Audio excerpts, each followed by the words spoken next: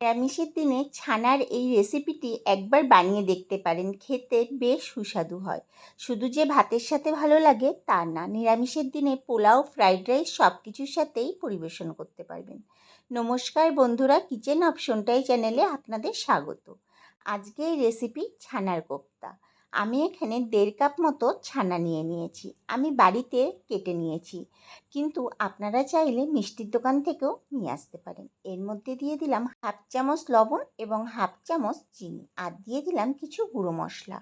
1 চামচ জিরের গুঁড়ো, 1 চামচ হলুদ গুঁড়ো, 1/2 চামচ কাশ্মীরি লঙ্কার গুঁড়ো আর 1/2 চামচ চিলি ফ্লেক্স। আর দিয়ে দিচ্ছি সামান্য পরিমাণ একটু ময়দা, আর 1/2 চামচ দিয়ে দিলাম ঘি। এখন সব কিছু বেশ ভালো করে মেখে নেব, একদম মসৃণ করে মেখে নেব। দেখুন, মাখতে মাখতে কিন্তু এরকম একটা মসৃণ ডো তৈরি হয়ে যাবে। আর এই রেসিপিতে ছানাটা কিন্তু বেশ ভালো করে মেখে নিতে হবে, তাহলে যখন কোপ্তাকারি তৈরি করব ঝোলের মধ্যে দিলে কোপ্তার মধ্যে কিন্তু সব কিছু বেশ ভালোভাবে ঢুকবে। আমার এখানে ছানাটা কিন্তু মাখা হয়ে গেছে। এখন হাতের তালুতে কিছুটা ঘি মাখিয়ে নিয়েছি। এবার গোল গোল করে কোপ্তার মতো করে নেব।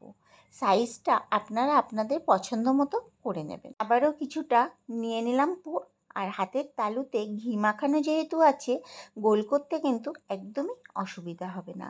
আর ছানাটাও এই জন্যই মসৃণ করে মাখা। আর ছানাটা মসৃণ করে না মাখলে ভেজে নেওয়ার সময় কিন্তু ছানাগুলো ফেটে যেতে পারে। এইভাবে আমি প্রত্যেকটা কোপ্তা তৈরি করে নিয়েছি। কড়াইতে বেশ খানিকটা তেল বসিয়ে দিয়েছি। তেলটা গরম হয়ে গেলে আমি কোপ্তাগুলোকে ভাজার জন্য দিয়ে দিচ্ছি। এই সময় গ্যাসের ফ্লেমটাকে লো টু মিডিয়ামে রেখেছিলাম। 1 থেকে 1.5 মিনিট এইভাবে রেখে দেওয়ার পর একটা চামচ দিয়ে আমি কোপ্তাগুলোকে উল্টে দিচ্ছি। এখানে ছোট চামচই ব্যবহার করবেন, নয়তো কোপ্তাগুলো কিন্তু ভেঙে যেতে পারে। আমার এখানে কোপ্তাগুলো ভাজা হয়ে গেছে, এখন তুলে নিলাম।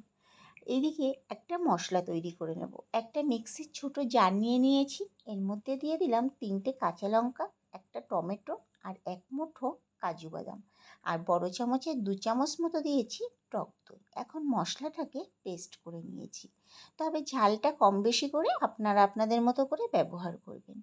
কড়াইতে যে তেল ছিল সেই তেলের মধ্যেই গোটা জিরে, গোটা গরম মশলা আর শুকনো লঙ্কা ফোড়ন দিয়ে দিলাম।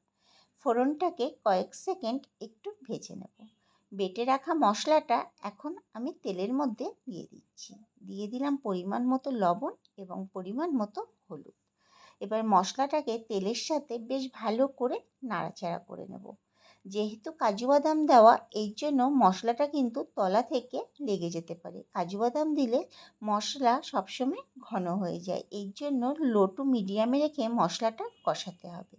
এর মধ্যে দিয়ে দিলাম 1/2 চামচ মতো জিরের গুঁড়ো আর 1/2 চামচ মতো কাশ্মীরি লঙ্কার গুঁড়ো, আর সামান্য জল দিয়ে এখন মশলাটাকে কষিয়ে নেব যতক্ষণ না মশলা থেকে তেল ছেড়ে না যায়। যেহেতু টক দই ব্যবহার করেছি, তার জন্য দিয়ে দিলাম সামান্য পরিমাণ একটু চিনি।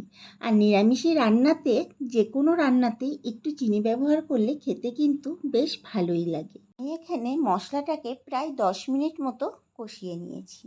দেখুন, মশলা থেকে কিন্তু তেল ছেড়ে দিয়েছে। এখন মশলাটা এরকম পর্যায়ে চলে আসবে, ভেজে রাখা কোপ্তাগুলোকে মশলার মধ্যে দিয়ে বেশ আস্তে আস্তে নাড়াতে হবে আর মশলার সাথে মিশিয়ে দিতে হবে। মিশিয়ে নেওয়ার পর এর মধ্যে দিয়ে দেবো 1 কাপ পরিমাণ জল। এই রেসিপিতে জলটা একটু কম ব্যবহার করতে হবে, আর এই রেসিপিটা একটু কিন্তু গামাখা গামাখাই খেতে ভালো লাগবে। এখন 5 থেকে 7 মিনিট মতো ফুটিয়ে নেব। আমি আপনাদের এখানে 5 মিনিট পর দেখাচ্ছি। আমি আরও 2 মিনিট মতো ফুটিয়ে নেব। দেখুন, অনেকটাই কিন্তু ঘন হয়ে এসছে। ছানাটা মাখা যদি সঠিক হয়, তাহলে এই কোপ্তার মধ্যে কিন্তু ঝোলটা বেশ সুন্দর ঢুকে যাবে। নামানোর আগে দিয়ে দিলাম 1/2 চামচ পরিমাণ একটু ঘি। সব কিছু ভালো করে মিশিয়ে নিয়ে কড়াই থেকে নামিয়ে নিয়েছি। তৈরি হয়ে গেল দারুণ স্বাদের নিরামিষি ছানার কোপ্তাকারি।